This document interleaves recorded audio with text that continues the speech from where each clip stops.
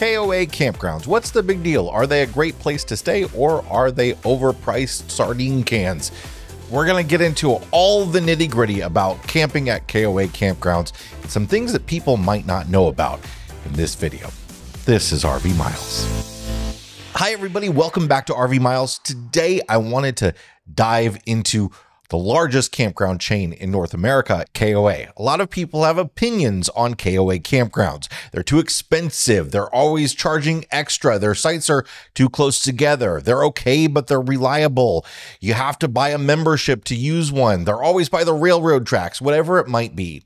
So right off the bat, I want to say that many opinions about KOA are just wrong, whether they're bad or good or in between. And that's because KOA, or Kampgrounds of America, is a fairly loose franchise organization, and the vast majority of their 500 plus locations are owned and operated by individual franchisees who set their own prices, have their own rules, and take care of their own facilities. If you have a pretty strong belief about KOA after a visit to one or two, it's possible that the next one you visit will challenge that belief, good or bad.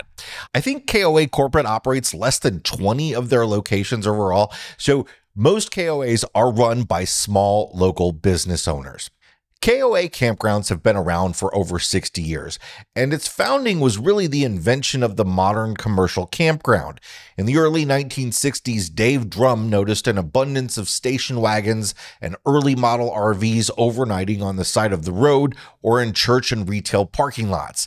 Dave owned some land along the Yellowstone River in his hometown of Billings, Montana, where he installed electric hookups, central shower facilities, and a convenience store. KOA's headquarters is in Billings to this day. 2 years later, the first KOA franchise was established not too far away in Cody, Wyoming, and then they began to spread about the country.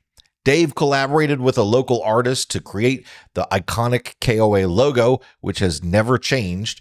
And because they weren't allowed to trademark the word campground as part of the name, they replaced the C with a K, and Kampgrounds of America was born. Now, you may think their 500 plus campgrounds across Canada and the US is a lot, but KOA's expansion throughout the 70s and into the 80s was massive. At their peak, there were over 900 active KOA campgrounds. A lot of commercial campgrounds, including KOA's, closed during the oil crisis that happened in the late 70s, early 80s. People really weren't traveling on the roads back then. KOA's size, though, allowed it to hang on, but not without some ownership changes and some casualties. Many KOA franchises also changed hands, they closed or left the organization over the years, and that's why you'll see the occasional campground that has the traditional A-frame main building that's such a KOA signature that are no longer a KOA campground. More in a moment, but first, this video is sponsored by RVmattress.com by Brooklyn Bedding. Our friends at RVmattress.com make real mattresses for people to put in their RVs that replace the pieces of junk. There's all these mattresses that they're putting in RVs right now that are supposed to be greener. They're made out of a biodegradable, recyclable material. That's because they expect them to be thrown away. They're essentially ramen noodles. They're not good for sleeping on. If you want to be comfortable in your RV, if it didn't come with a good mattress, RVmattress.com by Brooklyn Bedding offers real mattresses. They can get shipped to you vacuum packed into a box through the mail. They even have hybrid mattresses with springs inside them that still come through the mail, and you can get them in lots of different sizes to fit that short queen or short king or the not fully wide king that they are putting in RVs for some reason these days. They have twin mattresses and bunk mattress sizes. They have different thicknesses, and they are great. We have them in both of our RVs. We have them in our house, and we love sleeping on mattresses from Brooklyn Bedding because they're legit. It's not some piece of foam that you bought off the internet. It's a real mattress. They have a 120-night sleep trial, a 10-year warranty. Their mattresses are made in their factory in Arizona and shipped to you factory direct from there. And you can even get them in campgrounds. And you just open them up, let them expand, and you're all ready to sleep for the night. RV Miles viewers get 25% off when you visit rvmattress.com/RVMiles and use the code RVMiles at checkout. Now, as I said before, KOAs can be very different. but they do have to meet some standards to be a franchise. Sometimes existing campgrounds join into the KOA system, but often their parks are new construction. And that's because KOA really makes it simpler for a prospective campground owner to navigate all the hurdles of campground design and construction, zoning and approvals, and software and management training. A new KOA campground franchise has to have at least 75 RV sites and 90 total sites. Those extras might be cabins or they might be tent-only sites. The average cost to build a KOA campground is between $3.9 and $6.8 million, not including the cost of the land. They have to pay an initial franchise fee of $40,000, which gets them consulting and campground design assistance, a KOA sign package, training for management at KOA University in Billings, and access to K2, their proprietary management software for registrations and reservations. After that, they pay a $1,700 annual fee and have to give 10% of their annual revenue to KOA corporate for royalties and marketing. But they are a marketing behemoth, and that's why a lot of owners join KOA, because the name gets them people in the door. But it can be expensive to operate a KOA franchise, which can cause the price to creep up a bit. But a lot of owners do it because it takes the hassle out of doing some of those things themselves that also would have cost money. And it can also be expensive to operate the competing campground across the street. This is why I always say when people comment that KOAs are too expensive, and they do every time I do a video that has any mention of KOA. Sure, but compared to what? Compared to the full hookup campground with similar amenities in the same town, it's often about the same, or at least it's all over the place. We've been to areas where KOAs were absurdly expensive compared to the competition, and others where they're the most affordable option. Most of the time, it's pretty comparable.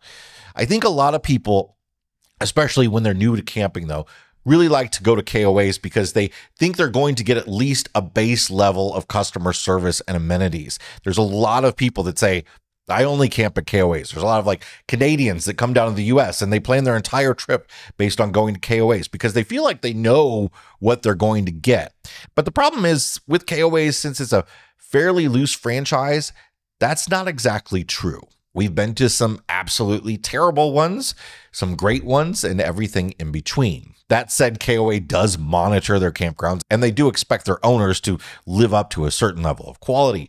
And KOA has tried to do some things to manage expectations from customers too, because really there are all types of campgrounds out there, and KOA has all types of campgrounds within their system. A few years ago, KOA divided the campgrounds in their system into 3 categories: Journey, Holiday, and Resort.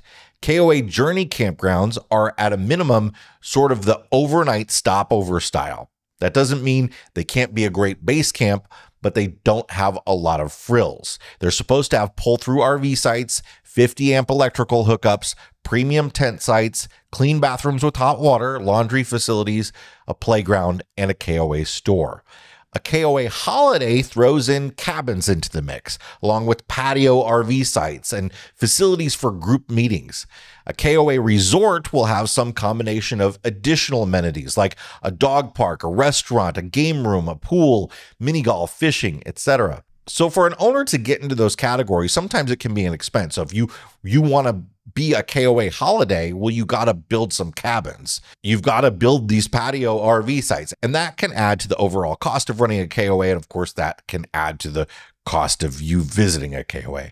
But overall, I think these categories, the Journey, the Holiday, I don't think they're very important to the customer as much as KOA would like to think that they are. They don't really refer to the quality or the price of the campground. You can have a rundown KOA resort or an impeccable KOA Journey. You can have an expensive KOA Journey and an affordable KOA resort. It's really all over the place.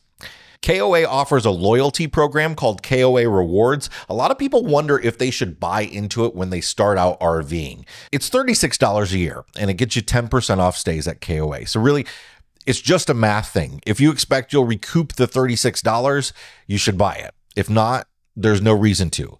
A lot of people think you have to become members. You don't. It's really just a loyalty program like joining Walmart Plus or Target Circle. So really, I think the big thing I wanted to get across in this video is that you should treat KOAs like any other commercial campground. They're just as different and varied as all the other parks out there. And when you choose somewhere to stay, you check reviews on places like campgroundreviews.com or even just reviews on Google. Look at the amenities and compare them with other options available to you and decide if it's the best place for you or not. There's really no reason to get into the brand loyalty of KOA or to be kind of snobbish about not wanting to go to one unless you avoid commercial campgrounds altogether, which is totally fine. I'd love to know in the comments your thoughts on KOA campgrounds. Have you stayed at one lately? Where and how was it? Please hit the like button if you got something out of this video. Subscribe if you want more like this, and we'll see you on the next one. Thanks, everybody.